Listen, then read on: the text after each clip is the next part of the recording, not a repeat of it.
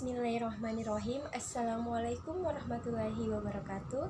Saya atas nama Nirmala Sari dengan NIM 1904010010 dari Prodi Ekonomi Syariah kelas 4E, Fakultas Ekonomi dan Bisnis Islam, Institut Agama Islam Negeri Palopo.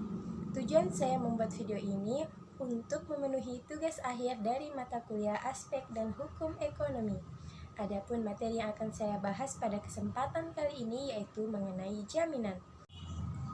Nah, untuk mengetahui lebih dalam apa sih itu jaminan? Nah, mari kita simak berikut ini. Nah, apa sih itu jaminan? Nah, jaminan ini adalah tanggungan atas pinjaman yang diterima atau garansi atau janji seseorang untuk menanggung utang atau kewajiban tersebut tidak terpenuhi. Nah, istilah jaminan berasal dari bahasa Belanda, yaitu zekerheid atau cautie, yang artinya cara-cara kreditur menjamin dipenuhinya tagihannya di samping pertanggungjawaban umum debitur terhadap barang-barangnya.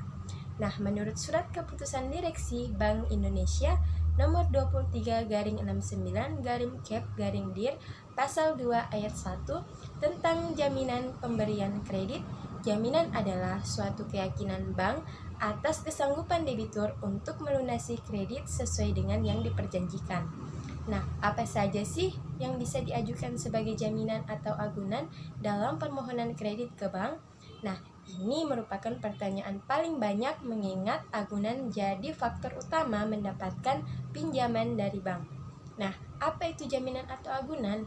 Menurut Undang-Undang Nomor 10 Tahun 1998 tentang Perbankan, disebutkan jaminan tambahan yang diserahkan nasabah debitur kepada bank dalam rangka pembiayaan fasilitas kredit atau pembiayaan berdasarkan prinsip syariah. Nah, sejatinya fungsi dari pemberian jaminan ini adalah guna memberikan hak dan kekuasaan kepada bank untuk mendapatkan pelunasan dengan barang-barang jaminan tersebut. Nah, bila debitur bercedera janji tidak membayar kembali utangnya pada waktu yang telah ditetapkan dalam perjanjian, bank mensyaratkan nasabah menyerahkan jaminan dalam rangka minimalisir risiko kegagalan peminjaman dalam pemenuhan kewajibannya kepada bank. Nah, jawabannya dibagi menjadi dua, yaitu jaminan pokok dan jaminan tambahan. Nah, jaminan pokok itu sendiri merupakan barang atau objek yang dibiayai dengan kredit. Misalnya jaminan pembelian rumah dengan kredit atau kredit pemilikan rumah. Maka yang dijaminkan adalah rumah yang dibeli tersebut. Nah, yang kedua, jaminan tambahan merupakan barang atau benda yang dijaminkan untuk menambah jaminan pokok. Kemudian ada bila mengacu pada wujud benda atau barangnya, maka jaminan ini dibagi lagi menjadi jaminan berwujud dan tak berwujud. Contoh dari jaminan berwujud itu sendiri yaitu seperti bangunan, kendaraan, mesin, dan lain sebagainya. Nah, contoh kedua dari jaminan tak berwujud seperti garansi perusahaan, garansi perorangan. Nah, contoh benda bergerak itu seperti kendaraan bermotor, piutang, persediaan barang dagangan. Nah, yang kedua contoh benda tak bergerak seperti tanah, bangunan. Yang pasti agunan itu punya kriteria tertentu agar bisa diterima bank.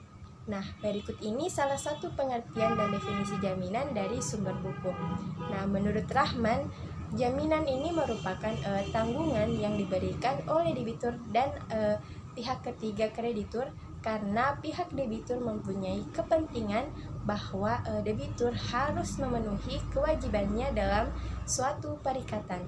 Nah, selanjutnya ada fungsi dan manfaat jaminan. Fungsi dan peran dari jaminan itu sendiri adalah memberikan hak dan kekuasaan kepada bank untuk mendapatkan pelunasan dari barang jaminan tersebut apabila debitur tidak dapat melunasi hutangnya pada waktu yang disepakati dalam perjanjian. Nah, selanjutnya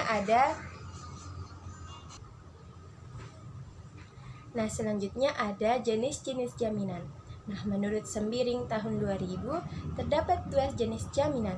Yang pertama itu ada jaminan perorangan, di mana jaminan perorangan ini adalah jaminan pribadi, merupakan jaminan yang diberikan oleh pihak ketiga atau grantee kepada orang lain atau kreditur yang menyatakan bahwa pihak ketiga menjamin pembayaran kembali suatu pinjaman sekiranya yang berhutang atau debitur ini tidak mampu dalam memenuhi kewajibannya atau kewajiban finansial terhadap kreditur atau bank.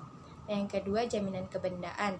Nah, jaminan kebendaan ini merupakan suatu tindakan berupa suatu peminjaman atau penjaminan yang dilakukan oleh kreditur terhadap debiturnya atau antara kreditur dengan pihak ketiga guna menjamin dipenuhinya kewajiban debitur.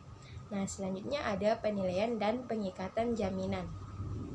Penilaian jaminan perlu dilakukan bank sebab hasil penilaian akan memberikan informasi seberapa besar sih nilai jaminan ini dapat mengcover plafon kredit yang diajukan debitur. Nah, penilaian jaminan adalah tanggung jawab pejabat pembiayaan atau AO atau account officer dan CRO atau credit reservoir officer. Namun dalam rangka melaksanakan dual control, jika dianggap perlu, maka dapat ditugaskan unit kerja lain atau LO atau loan officer untuk ikut serta menilai kewajaran nilai transaksi barang jaminan. Nah, selanjutnya adapun dasar penilaian umum yang dipakai dalam penilaian jaminan terdapat dua jenis pengikatan jaminan, yaitu pengikatan atau notaril atau otentik. Pengikatan notarial atau sering disebut dengan akte otentik ini merupakan bentuknya ditentukan oleh undang-undang dan dibuat oleh di hadapan pegawai-pegawai umum yang berwenang untuk ditempatkan di mana aktenya dibuat. Nah, terus akte di bawah tangan merupakan akte yang dibuat sebagai bukti perjanjian antara bank dengan debitur dalam memenuhi perjanjian prosedural pinjam-meminjam, baik itu uang dan pengakuan hutangnya. Sekian, itulah pemaparan dari saya. Kurang lebihnya mohon dimaafkan. Wabillahi taufiq wal hidayah. Wassalamualaikum warahmatullahi wabarakatuh.